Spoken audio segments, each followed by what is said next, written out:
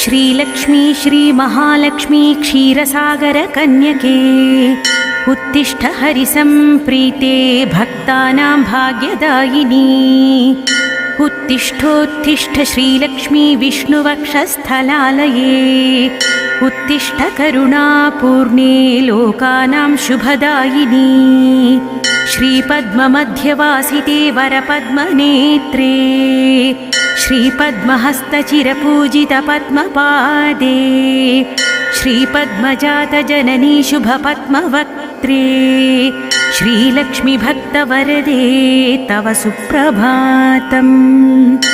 जाम्बूनदाभसमकान्तिविराजमाने तेजोस्वरूपिणि सुवर्णविभूषिताङ्गी सौवर्णवस्त्रपरिवेष्टितदिव्यदेहे श्रीलक्ष्मीभक्तवरदे